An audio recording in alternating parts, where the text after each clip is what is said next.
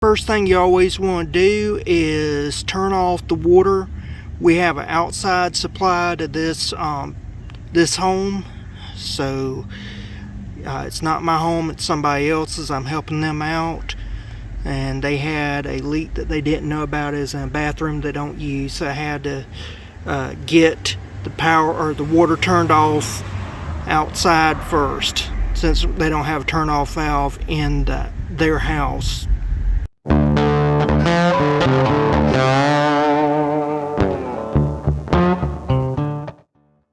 Alright, so this is a older home, and the person that lives here doesn't use this bathroom.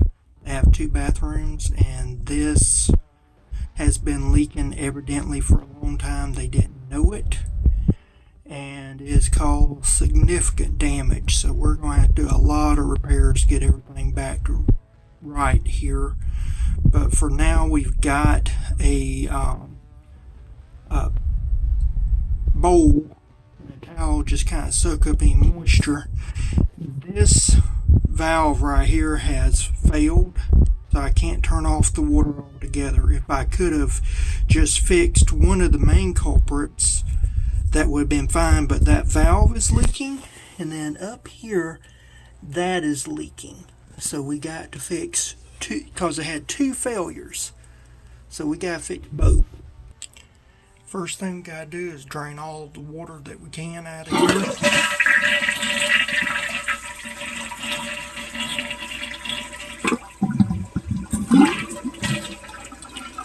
You'll never get it all out. We'll have to clean all this out eventually and get it all nice and bleached. So this will be another project, but for right now we need to at least get it fixed. Now that we got mostly drained, that's part of the reason for the bucket. Alright, so right here all you're doing is just unscrewing this. Alright, we got the first part of it off, that white part. Now we take the second part off. So we're taking this off now. There we go. That's off. Now we just pull that out, and it'll drain right out. There you go, Bob's your uncle. Nothing to it. This was one of the faulty areas, so we'll get that fixed. Now what we're going to do is disconnect that main line going to the toilet. I want a flexi line. I want to make sure this line is kind of old. I want to go ahead and change that out. Alright, and that's just unscrews off right there. When it gets to a certain level, you can use your fingers and just keep unscrewing it like I'm doing here. Alright, so this is going to be the hard part. So there is, right here, it's hard to show, but around this knob is a nut fitting, and that's a nut fitting. And I don't have the room, and I don't have a camera tripod because I am working in close quarters here. But what you do is you put one of these wrenches around this side. You know, you'll do it like this around there, and then no one right there, and you try to twist it off. You just kind of close your hand on the two wrenches, and that will help you get it closed off. If I can get it working right, I'll try to get the camera angle, but no promises. Like I said, I've got about maybe a foot and a quarter to work with here, and I'm 6'2", 235 pounds, so yeah, not an easy place for me to work. So that's how I got my two wrenches. Alright, now we'll try to get them to where they will, I can squeeze them. Let's see if I can squeeze that. No, both hands I can't. Alright, let me work on that.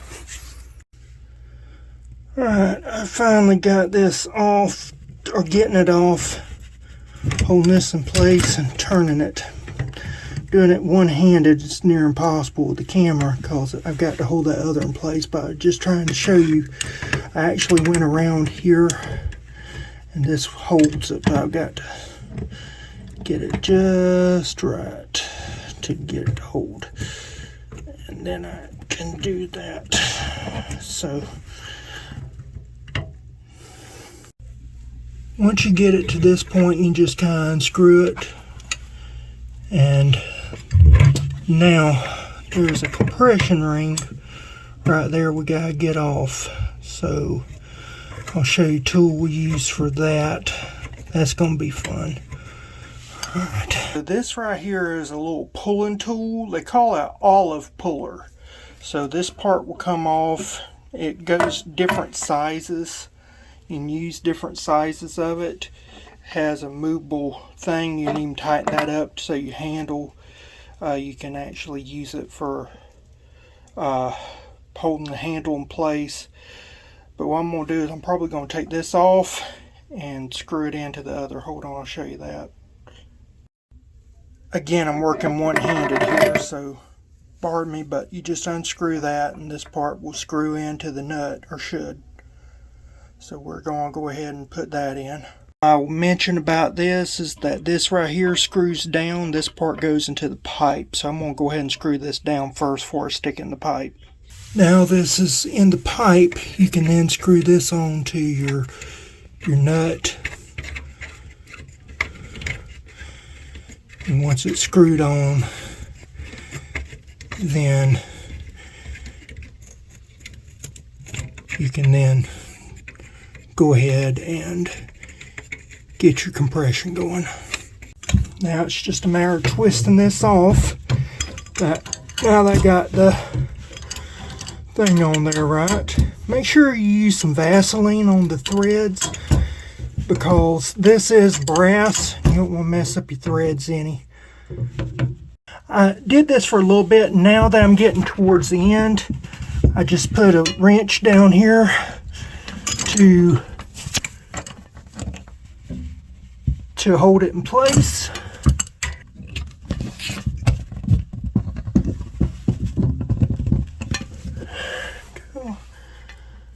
There we go, it's off. Alright, compression ring is still on there. I'll put a screwdriver in there and take this right here and squeeze it down. I'll do that later, take that compression ring off. That's nothing to fix there. But now we got to take off the flange and clean up the area with the emery cloth. So that rusted piece around the pipe, that is the flange. And so what we'll do is we'll put a new flange on. We'll spray all this down good with some bleach and get that fixed. Alright, this is going to be our best friend right here, some sandpaper. It's 2 yards, it's only 1.5 inches wide. It's 120 grit, so we can get some good resistance going and get that water pipe nice and smooth for that ring. What I love about this stuff, you open up the box, take the rubber band off. Then the side here, you just kind of have a little tab and you run it through and you can cut off what you need. I love it. Alright, that's all sanded off nice and smooth. That sandpaper is awesome. It's wet dry sandpaper. Get you some if you're doing this project. Now we'll put on the little water shut-off valve and we'll be mostly done with this. We got a few more steps, but that's about it. It ain't that hard. First thing go on is the new flange. Alright, so this is the compression flange. I wanted to show you that nut. So what happens is it has a little barrier on the back, little lip that holds this flange into place. Alright, so this will go over the pipe. After this goes over the pipe, then we'll screw this into place right here,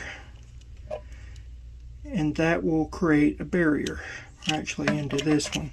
That's the one going top water flow. And then that right there, it has a little area that's kind of cut off right there.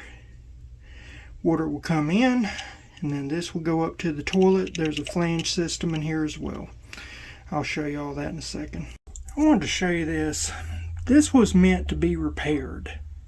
So they used to have a little thing on here where you take these nuts off and take this out and replace it. They went to this now, so you cannot, you've got to replace the whole thing instead of the knobs. So this is just, that's the way things are changing with plumbing. You cannot repair things on your own. You just replace the parts. You don't repair parts. Now I'll have to put 2 crescent wrenches on it and have one to hold it in place and tighten it back up. It's going to be a 2-handed project. Well, that was unnecessarily difficult. What I did, you got flat sides on that little turn valve where that spigot comes up. That's where you got to fit your expander wrench. And it barely fits over it. You need one that's got long teeth, and I don't have one that has long teeth. From there, you hold that in place. Again, I've only got, actually where the commode part comes in, I've got half a foot. So you got to kind of fit in and use another one at that nut in the base part near the flange, and then that is what you kind of screw the fitting, and you got to make sure the fitting is on there good before you tighten it up, because once you tighten it up, that's it. And don't over tighten it. Yeah. Now that top part, let's discuss that. So this is the nut and the expander washer. This is the old metal pipe, and if you was going to use the old metal pipe, this is where that screw comes in, and that is where that little expander comes in. And that's where you would have that to expand on the pipe. Alright, we're not using a metal pipe, we're using flexi pipe. This right here is stainless steel braided line. Alright. And so I got 16 inches just because I don't want to have to deal with this crap trying to bend it and everything. Just make sure you don't cross thread and tighten, that's it. Alright, this is a Fluidmaster 400A. So this shows you the steps, adjust the height. After you've adjusted the height, you install. Very simple. And then step 3, connect. And there's a number you can call if you have assistance or need assistance. Alright, I'm going to go ahead and attach the hose to the little hose outflow. Hose goes in here and right there. Just fits over it, very simple fix. Just because this was leaking before, one like it, I'm going to go ahead and put some Teflon tape on it. I know you're not supposed to, but I am. This little lock washer goes on the bottom here. So that's how the lock washer goes on. Now it's just a matter of tightening this on. Don't over tighten it, just hand tighten only. That's it. Pretty much. Next step is turn on the water and see how it goes. Time to turn on the water. Alrighty. Turn the water on. It is filling up. We're good to go, folks. Simple fix. Took about 4 hours. Easy fix. Thank you for your support. Thank you for watching. I put the channel analytics into a software program recently, and that program is predicting that by this time next year we will have reached 5,000 subscribers. We're already surpassed 2,000. We're headed to 5,000 now. It's saying by this time next year we'll be at 5,000.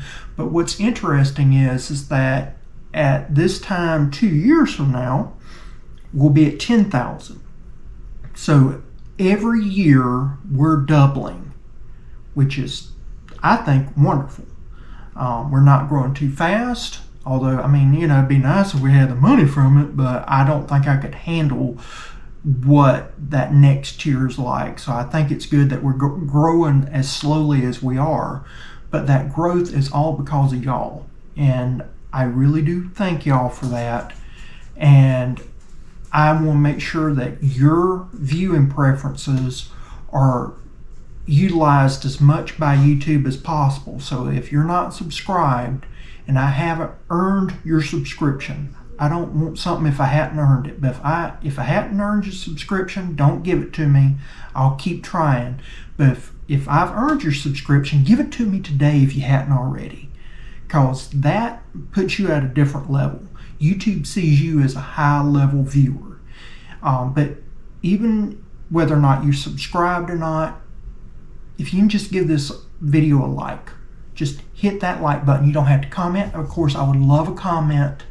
Don't get me wrong, I would love your comments. Always love to hear your input. But if you just give a like, all of a sudden that boosts your level of value to YouTube. And that's what I'm talking about, is how YouTube values you. And I want to make sure that your viewing of this channel is maximized at every opportunity. And so that's something I would appreciate. Now, another thing that you can do is right up here is a video that you might like, and over here is a video you might like, and down below is another video you might like, because viewers that watch other videos from the same content creator, they're also seen as valuable. And the reason why I'm saying all that is because this video is over with. Bye.